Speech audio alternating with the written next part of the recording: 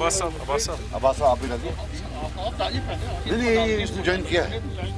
Joining हमने बताया, ये हमारे महजूर नगर से हैं, ये अमीरा कदर ये सोनवार कॉन्स्टिट्यूंसी से हैं। तो जैसे आपने देखा, इनके साथ काफ़ी एक वर्कर्स का बहुत बड़ा ग्रुप है, लेडीज़ का, जेंट्स का बड़ा इंक्लूसिव ग्रुप है।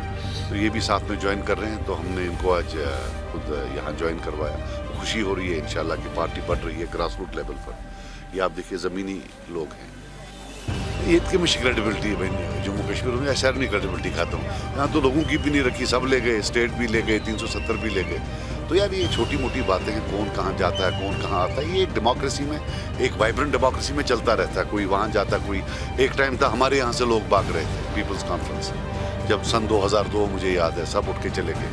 आज सब आ रहे हैं। तो ये चलता रहता है, आना जाना। बाकी जिसका पार्टी का वोट हो, जिसके साथ ये लोग हो, उसको तो कोई फर्क नहीं ना पड़ता है कौन कहाँ है।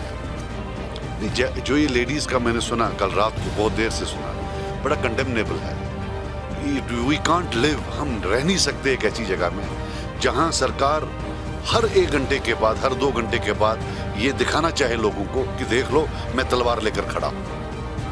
हम तो, अगर सरकार जो होती है, सरकार तो माई बाप होती है। माई बाप ऐसा थोड़ी होता है तलवार लेकर 24 घंटा कि साहब तुमने किसी टीवी वाले को इंटरव्यू दिया इसलिए मैं आपको अंदर करता हूँ।